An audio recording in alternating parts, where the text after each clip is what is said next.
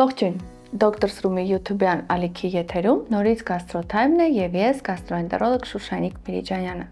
Այսօր կխոսենք որովայնի ցավի մասին, որը ամենահաճախակի հանդիպող ախտանիշներից է հանդիսանում։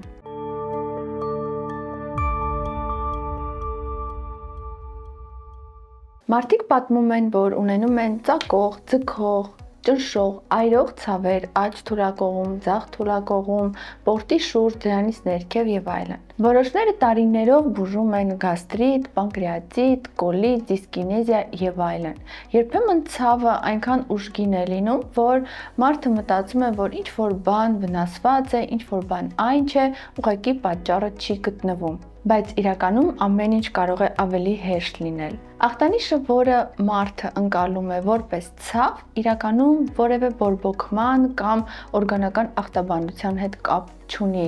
այլ աղիներում գազերի ավելորդ կուտակման հետևանք է։ Եվ պարտադիր չէ այս դեպքում, որ փքվածություն լինի։ Որովայնը կարող է լինել տափակ, բայց ներսում աղիների, ծնկերի հատվածներում կուտակված լինեն ավելորդ գազեր, որոնք ճնշում գործադրեն աղիքի պատին։ Ինչպես է դա կատարվում։ Աղիքը ունի ծնկեր, ծալված տեղամասեր, որտեղ կուտակվում մնում է ավելորդ գազը, հատկապես երբ աղուկը ծկողական ֆունկցիայի խանգարում կա։ Սրա հետևանքով գազը առաջացնում է աղու պատի ճնշվածություն, ձգում, որը հենց բերում է ցավի առաջացման։ Իսկ եթե այս ամենի հետ մեկտեղ նաև բարձրացած է ռեցեպտորների զգայունությունը, ապա մարդը զգում է ցավ, փքվածություն, գազեր, դիսկոմֆորտ, ծանրության զգացում եւ այլն։ Այս ամենի հետ մեկտեղ ցավը դիտվում է որովայնի այն հատվածներում, որտեղ գտնվում են մնացած մյուս օրգանները։ Այդ պատճառով շատ հաճախ աջ թուլակողում ցավի ժամանակ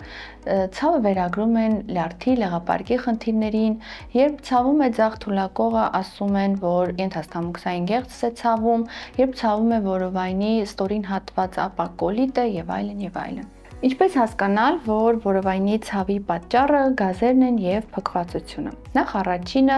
արկա են ձայներ որովայնից։ Երկրորդը արկա է լինում ղանքի կոնսիստենցիայի փոփոխություն դեպի ավելի ջրիկ, փափուկ, շիլայանման, բայց երբեմն կարող է ղանքը լինել սովորականից ավելի պինդ։ Ցավը դիտվում է տարբեր հատվածներում՝ աջ, ձախ, վերև, ներքև, կարող է ճառագայթել դեպի կողքեր եւ այլն։ Գազերի դուրս գալուց կամ աղիքը դատարկվելուց հետո դուք զգում եք թեթևացում եւ եթե սահմանափակում եք կատամթերքը,